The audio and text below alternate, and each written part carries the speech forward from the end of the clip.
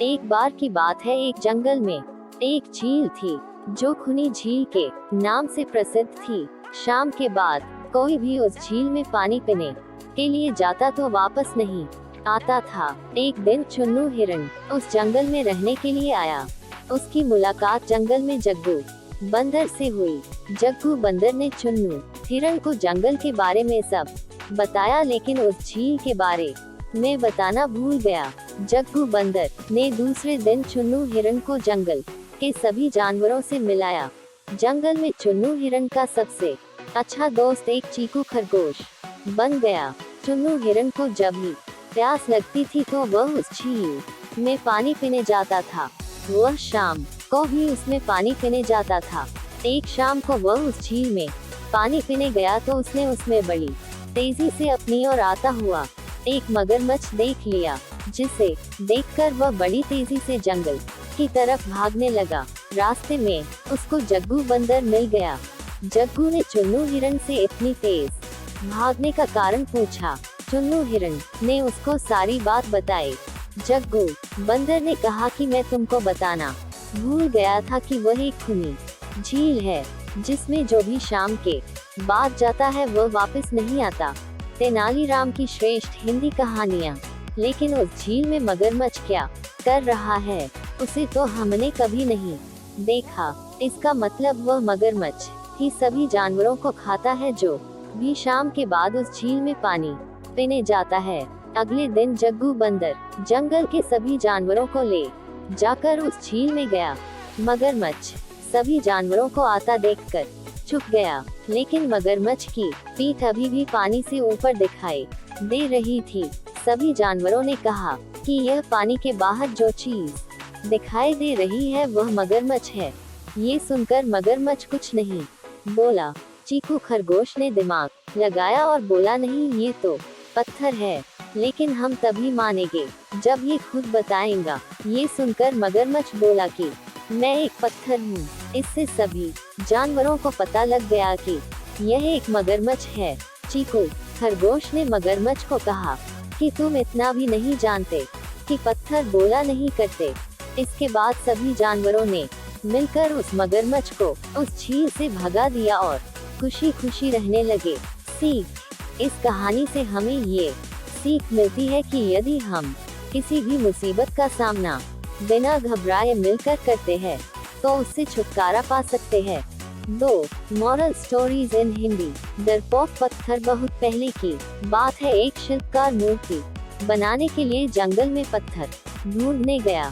वहाँ उसको एक बहुत ही अच्छा पत्थर मिल गया, जिसको देखकर वह बहुत खुश हुआ और कहा यह मूर्ति बनाने के लिए बहुत ही सही है।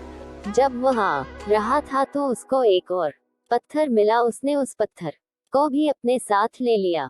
घर जाकर उसने पत्थर को उठाकर अपने औजारों से उस पर कारीगरी करनी शुरू कर दिया। औजारों की चोट जब पत्थर पर हुई तो वह पत्थर बोलने लगा कि मुझको छोड़ दो, इससे मुझे बहुत दर्द हो रहा है। अगर तुम मुझ पर चोट करोगे तो मैं बिखर कर अलग हो जाऊंगा। तुम किसी और पत्थर पर मूर्ति बना लो। पत्थर की बात सुनकर शिल्पकार को दया आ गई। उसने पत्थर को छोड़ दिया और दूसरे पत्थर को लेकर मूर्ति बनाने लगा। वह पत्थर कुछ नहीं बोला। कुछ समय में शिल्पकार ने उस पत्थर से बहुत अच्छी भगवान की मूर्ति बना दी। गांव के लोग मूर्ति बनने के बाद उसको लेने आए। उनने सोचा कि हमें नारियल फोड़ने के लिए एक और पत्थर की जरूरत होगी। उन्होंने वहां रखे पहले पत्थर को भी अपने साथ ले लिया। मूर्ति को ले जाकर उन्होंने मंदिर में सजा दिया और उसके सामने उसी पत्थर को रख दिया। अब जब भी कोई व्यक्ति मंदिर में दर्शन करने आता तो मूर्ति को फूलों से पूजा करता, दूध से स्नान कराता और उस पत्थर पर नारियल फोड़ता था। जब लोग उस पत्थर पर नारियल फोड़ते तो बहुत परेशान होता, उसको दर्द होता और वह चिल्लाता, लेकिन कोई उसकी सुनने वाला नहीं था। उस पत्थर ने मूर्ति बने पत्थर से बात करी और कहा कि तुम तो बड़े मजे से हो, लोग तो तुम्हारी पूजा करते हैं, तुमको दूध से स्नान कराते हैं और लड्डुओं का प्रसाद चढ़ाते हैं, लेकिन मेरी तो किस्मत ही खराब है, मुझ पर लोग नारियल फोड़ कर जाते हैं। इस पर मूर्ति बने पत्थर ने कहा कि जब शिल्पकार तुम पर कारीगरी कर रहा था, यदि तुम उस समय उसको नहीं रोकते तो आज मेरी जगह तुम होते, लेकिन तुमने आसान रास्ता चुना, इसलिए अभी तुम दुख उठा रहे हो। उस पत्थर को मूर्ति बने पत्थर की बात समझा गई थी। उसने कहा कि अब से मैं भी कोई शिकायत नहीं करूंगा। इसके बाद लोग आकर उस पर नारियल फोड़ते, नारियल टूटने से उस पर भी नारियल का पानी गिरता और अब लोग मूर्ति को प्रसाद का भोग लगाकर उस पत्थर पर रखने सीख। हमें भी कठिन परिस्थितियों से घबराना नहीं चाहिए। 3 मॉरल स्टोरीज इन हिंदी। खजाने की खोज। एक गांव में एक रामलाल नाम का एक किसान अपनी पत्नी और 4 लड़कों के साथ रहता था। रामलाल खेतों में मेहनत करके अपने परिवार का पेट पालता था, लेकिन उसके चारों लड़के आलसी थे, जो गांव में वैसे ही इधर उधर घूमते रहते थे। एक दिन रामलाल ने अपनी पत्नी से कहा कि अभी तो मैं खेतों में काम कर रहा हूँ, लेकिन मेरे बाद इन लड़कों का क्या होगा? इन्होंने तो कभी मेहनत भी नहीं करी, ये तो कभी खेत में भी नहीं गए। रामलाल की पत्नी ने कहा कि धीरे धीरे ये भी काम करने लगेंगे। समय बीतता गया और रामलाल के लड़के कोई काम नहीं करते थे। एक बार रामलाल बहुत बीमार पड़ गया। वह काफी दिनों तक बीमार ही रहा। उसने अपनी पत्नी को कहा कि वह चारों लड़कों को बुलाकर लाए। उसकी पत्नी चारों लड़कों को बुलाकर लाए। रामलाल ने कहा, लगता है कि अब मैं ज्यादा दिनों तक जिंदा नहीं रहूंगा। रामलाल को चिंता थी कि उसके जाने के बाद उसके बेटों का क्या होगा, इसलिए उसने कहा, बेटो, मैंने अपने जीवन में जो भी कुछ कमाया है वह खजाना अपने खेतों के नीचे दबा रखा है। मेरे बाद तुम उसमें से खजाना निकालकर आपस में बांट लेना। ये बात सुनकर चारों लड़के खुश हो गए। कुछ समय बाद रामलाल की मृत्यु हो गई। रामलाल की मृत्यु के कुछ दिनों बाद उसके लड़के खेत में दबा खजाना निकालने गए। उन्होंने सुबह से लेकर शाम तक सारा खेत खोद दिया, लेकिन उनको कोई भी खजाना नजर नहीं आया। लड़के घर आकर अपनी माँ से बोले, माँ, पिताजी ने हमसे झूठ बोला था, उस खेत में हमें कोई खजाना नहीं मिला। उसकी माँ ने बताया कि तुम्हारे पिताजी ने जीवन में यही घर और खेत ही कमाया है, लेकिन अब तुमने खेत खोद ही दिया है तो उसमें बीज बो दो। इसके बाद लड़कों ने बीज बोए और माँ के कहेनुसार उसमें पानी देते गए। कुछ समय बाद फसल पककर तैयार हो गई, जिसको बेचकर लड़कों को अच्छा मुनाफा हुआ, जिसे लेकर वह अपनी माँ के पास पहुँचे। माँ ने कहा कि तुम्हारी मेहनत ही असली खजाना है, यही तुम्हारे पिताजी तुमको समझाना चाहते थे। सीख, हमें आलस्य को त्याग कर मेहनत करना चाहिए। मेहनत ही इंसान की असली दौलत है। मेहनत का फल। एक गांव में 2 मित्र नकुल और सोहन रहते थे। नकुल बहुत धार्मिक था और भगवान को बहुत मानता था, जबकि सोहन बहुत मेहनती थी। एक बार दोनों ने मिलकर 1 बीघा जमीन खरीदी, जिससे वह बहुत फसल उगा कर अपना घर बनाना चाहते थे।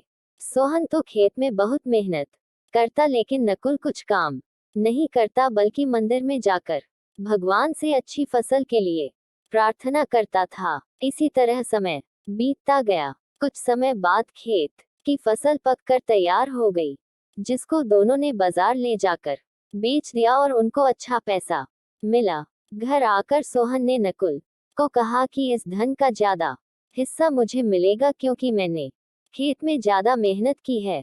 ये बात सुनकर नकुल बोला, नहीं, धन का तुमसे ज्यादा हिस्सा मुझे मिलना चाहिए, क्योंकि मैंने भगवान से इसकी प्रार्थना की, तभी हमको अच्छी फसल हुई। भगवान के बिना कुछ संभव नहीं है।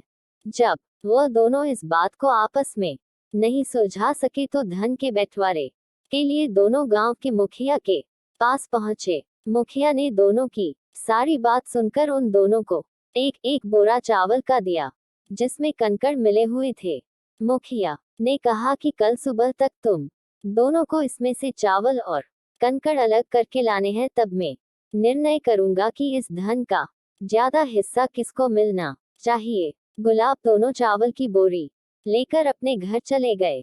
सोहन ने रात भर जागकर चावल और कंकड़ को अलग किया, लेकिन नकुल चावल की बोरी को लेकर मंदिर में गया और भगवान से चावल में से कंकड़ अलग करने की प्रार्थना की। अगले दिन सुबह सोहन जितने चावल और कंकड़ अलग कर सका उसको ले जाकर मुखिया के पास गया, जिसे देखकर मुखिया खुश हुआ। नकुल वैसी की वैसी बोरी को ले जाकर मुखिया के पास गया। मुखिया ने नकुल को कहा कि दिखाओ तुमने कितने चावल साफ किए हैं।